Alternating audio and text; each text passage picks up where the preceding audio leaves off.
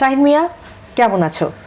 জি আলহামদুলিল্লাহ ভালো আছি। আপনি কেমন আছেন? আলহামদুলিল্লাহ, আমিও অনেক ভালো আছি। প্রথমে জানতে চাই, তোমার হোম ডিস্ট্রিক্ট কোথায়? জি আমার হোম ডিস্ট্রিক্ট শেরপুর। আচ্ছা, বাড়িতে কে কে আছেন? আর বাড়িতে মা বাবা আছেন, আমরা 4 ভাই বোন, আমি হচ্ছি সবার বড়।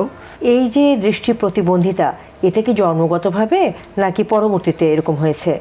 জি আমার এটা জন্মগতভাবেই। তোমাদের পরিবারে কারো এরকম আছে? না, আমাদের বংশেও নেই, আমাদের পরিবারের কারণেই, শুধু আমি একাই আর কি।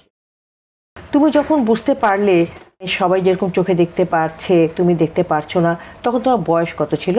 5-6 বছর বয়স হবে এমন। যখন দেখলাম যে আমার মানে যারা খেলার সাথী সবাই স্কুলে যাচ্ছে, আমি স্কুলে যাচ্ছি না, তখনই আমি বিষয়টা বুঝতে পারলাম যে কী ব্যাপার, সবাই স্কুলে যাচ্ছে আমি কেন নয়। তো তখন আসলে আমার এমনিতে আমাকে বাবা বাজার থেকে বই কিনে এনে দিয়েছেন, আমাদের বাড়িতে সব পোলাপানরা পড়তো, ওদের সাথে আমিও আর কি পড়াটা মুখস্থ করতাম, জাস্ট বর্ণমালাগুলো। কিন্তু স্বাভাবিক যে স্কুলে যাওয়া, এটা আমার পক্ষে আসলে হয়ে ওঠে নাই। তখন আমি খুবই একা একাই থাকতাম, সবাই স্কুলে চলে যেত, আমি একাই থাকতাম।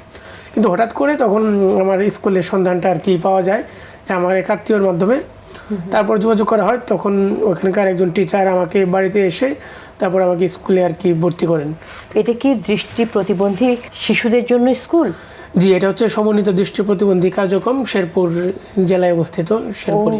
তুমি আসলে বুঝতে পারোনি যে তুমি দৃষ্টি প্রতিবন্ধী, এবং বেশ বড় হয়েও তুমি বুঝতে পারোনি, এই বিষয়টা একটু আমি জানতে চাই। 5 থেকে 6 বছর বয়স, এই বয়সের মধ্যে আমার আর কি ধারণা হয় যে তখনই আমার ধারণাটা হলো যে আমি আসলে অন্যদের মতো না, অন্য যারা স্বাভাবিক যারা তাদের মতো না আর কি, যারা দেখতে পায় চোখে, তুমি তাদের মতো নও। জি। তার আগে তোমার এই অনুভূতিটা হয়নি?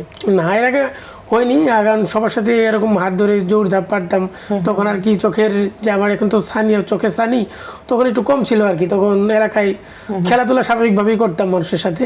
আচ্ছা, তখন দেখতে পেতে একটু একটু? হ্যাঁ, তখন আমি সব খেলাধুলোই করেছি আর কি। আচ্ছা, তোমার তো পড়াশোনাটা তাহলে অনেক কঠিন ছিল। আসলে আমি বলবো শুধু কঠিন না, অনেক কঠিন। কারণ দেখেন, 5-6 বছর বয়সে একটা ছেলে, আবার একজন দৃষ্টি প্রতিবন্ধী মানুষ, সে মা বাবাকে ছেড়ে আসলে যখন আমি হোস্টেলে আসি, তখন মানে ওই অনুভূতিটা আমি আসলে আপনাকে বলে বোঝাতে পারবো না, আমার যে কী পরিমাণ কষ্ট হয়েছে। আর কারোর কথা মনে না পড়লেও শুধু মায়ের কথা আর কি মনে পড়তো তখন আমার, অনেক মানে বলে বোঝাতে পারবো না আর কি। মার কাছে যেতে মন চাইতো, তাই না? হ্যাঁ।